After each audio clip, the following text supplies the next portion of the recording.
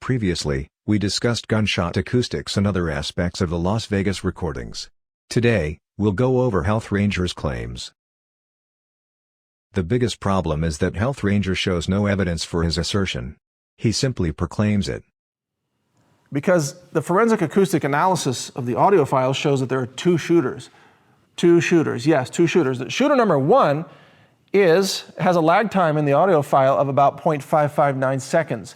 But we also have another shooter that shows up in this acoustic analysis. Shooter number two has a lag time of 0.374 seconds.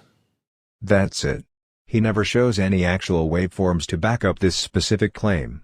He plays back sharp sounds followed by rifle reports. But no actual audio of what is specifically claimed here, two different lag times. All we get is drawings on the board. We need to see the data, the exact recording and the exact timestamps that support his claim. Making claims without data is not how science works. As far as his claim, the fundamental error TheHealthRanger makes is mistaking supersonic cracks for bullet hits. Because of this error, his theory falls apart, as it relies on the sharp sounds being bullet hits. This is not the case. We will approach this from two angles: possible sound combinations, and evidence from video. Note that in what follows, we're discussing sharp sounds only, not low-frequency muzzle bangs, which are a separate subject. Let's start with possible combinations of sharp sounds. Case number 1, you can hear supersonic cracks without hearing any bullet hits. As we've explained, you hear the supersonic crack anytime you are within 100 to 150 feet from the bullet path, even if the bullets land nowhere near you. You can even aim upwards to maximize the distance. You will still hear the crack, even though the bullet may land more than a mile away, depending on the weapon. In the following clip, we hear the supersonic crack of bullets flying overhead and landing very far away. No bullet hits are heard. Again, ignore the muzzle bang thuds, which are separate sounds.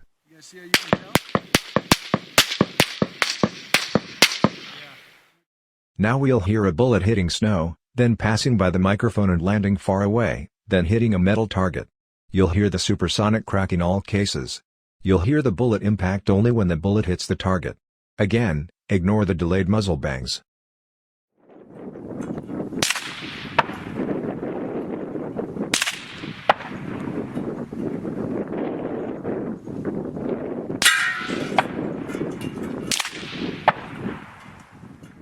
We'll now be in the same scene, but facing the barrel, several hundred yards away.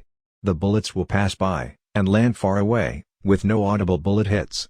The supersonic cracks will be virtually identical to the sharp sounds in Las Vegas recordings.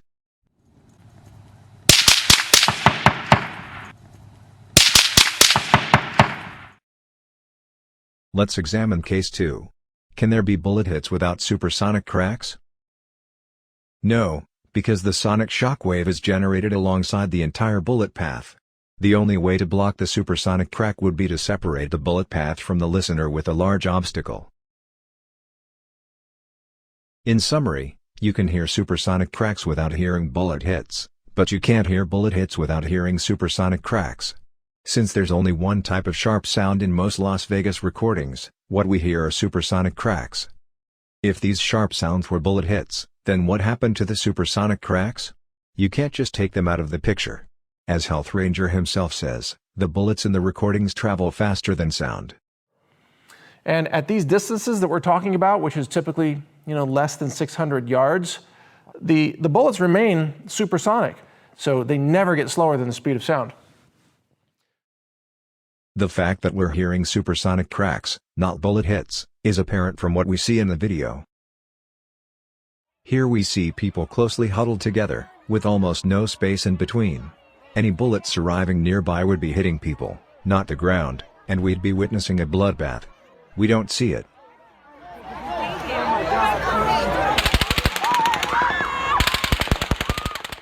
Trying to claim that these are bullet impacts but they come from further away, and thus not harming people seen here, doesn't work.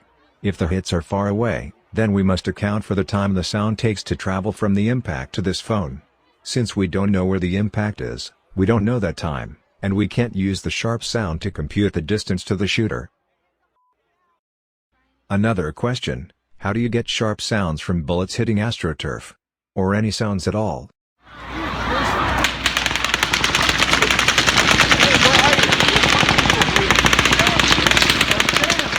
Curiously, theories which mistake the supersonic cracks for other sounds contradict each other.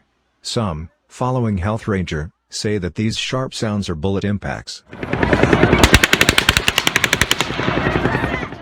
Others claim this is gunfire from a second shooter. So which one is it, bullet hits or gunfire from the second shooter? TheHealthRanger proposes shooter locations that meet his criteria: Oasis Apartments, Dirt Mound, and AMPM. We can check if these locations are plausible. Here's how. Any sound traveling to a recording device leaves an imprint, namely its travel time from the source. With multiple recordings, the sound travel times must reflect their relative distances to the source. Here's an analogy. Imagine a human handprint. Its finger lengths, measured from the base, are in correct proportions, defined by the bones. Now imagine you see the 5 fingertip points of an invisible handprint. If someone claims to know where the base of the invisible handprint is, you can test his claim by checking if the proportions of the proposed handprint match the human hand.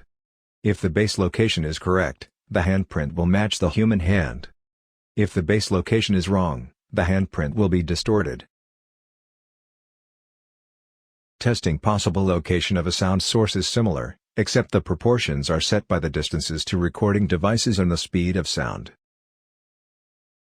For the shooting in Las Vegas, we can compare sound travel discrepancies for the 32nd floor, and other proposed shooter locations.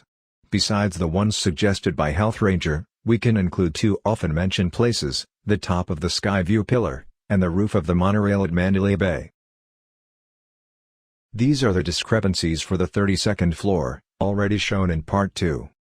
These are for the northwestern building of the Oasis Apartments, suggested by TheHealthRanger. By the way, it's hard to imagine how anyone could shoot bump-fire rounds from the roof of this building, without alerting the tenants, and having it reported to the cops. These are for the dirt mound nearby. For the AMPM store. For the top of the northern pillar. And for the monorail roof. Here's a summary, which ranks the scale of discrepancies for all locations, from the smallest to the largest. The 32nd floor is the best match for the sound travel times we observe in the cell phone recordings. The AMPM store is the worst one. This chart underscores what has already been shown previously. The best match between sound travel times in the cell phone recordings are locations on these hyperbolic curves, which converge on the 32nd floor. The further you get from these curves, the less likely the proposed location. Going back to the handprint analogy, if you say the shots do not come from the 32nd floor, you need to explain why the audio handprint you propose is more distorted than the one for the 32nd floor.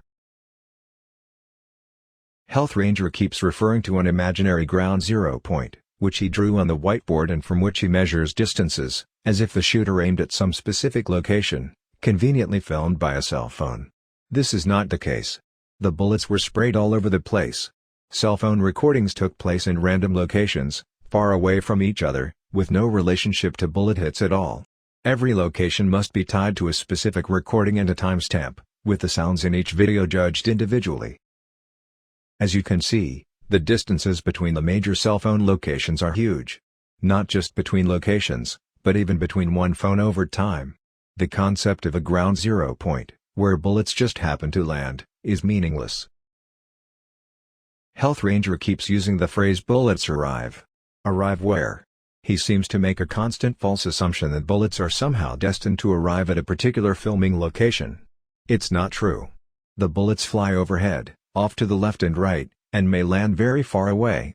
They don't arrive at the cell phone locations at all, except in very rare cases. Let's illustrate the low probability of a camera recording the sound of a bullet impact.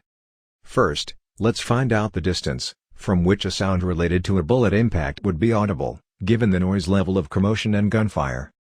Let's look at the case where we have a visible bullet impact, and a sound which is not a supersonic crack.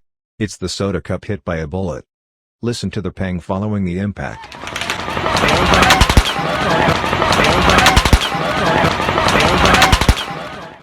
We don't know what this sound is. But it could plausibly be the ricochet. If that's the case, it would be an extremely rare case where a sound can be linked to a visible bullet impact. From 3D reconstruction, We can get the distance from the cell phone to the cup, which is about 35 feet. We can round it up to 40 feet, and use it as the approximate distance within which a typical pavement hit can be heard. Let's now demonstrate the low probability of a camera recording the sound of a bullet impact. This is the top view of the venue with 20,000 points representing people, with density roughly as seen during the event. We will color blue all people who can hear the muzzle bangs, which is everyone. Let's now randomly choose a point of bullet impact. Then color green all people who can hear the supersonic crack, that is everyone who is within the 100 to 150 feet wide cylinder described previously. In yellow, we'll mark the 40 feet wide circle, within which an impact may be heard. Now, let's randomly select cell phone locations. We estimate the number from existing, high-quality recordings shot inside the venue. We exclude all recordings from outside, because they're unlikely to have picked up the sound of an impact. We thus exclude the cabbie video, the roof lounge, other hotels, Raymond Page, etc. Also, we exclude all recordings shot too early or too late for the shooting, too short, or too chaotic to be meaningful. There are about 10 major recordings left that fulfill these criteria. So we randomly select 10 cell phone locations. We're now going to randomly change cell phone locations, to show how unlikely it is for a random cell phone to be within the yellow circle where a bullet impact can be heard. This gives us a rough picture of what to expect in terms of probability. For a single random bullet path, about half of the cameras in the venue should pick up the supersonic crack, while recording a bullet hit should be extremely rare. This is what we observe. Even though the situation is more complex, because the bullet path moves randomly within one gunfire burst. By the way, this is how these regions look like with a moving bullet path. Note how the supersonic crack cylinder intersecting with the ground creates an ellipse, resembling a spotlight. TheHealthRanger never shows the actual waveforms of what he claims are different lag times. We don't know if his claim is based on a single, or multiple gunfire bursts. Different bursts can come from different weapons and different cartridges, which makes claims relying on one common muzzle velocity baseless. Even for one cartridge, muzzle velocity differs, depending on type, grain, twist, barrel length, etc.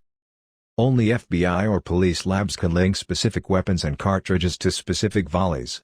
Only then lag time analysis will be possible.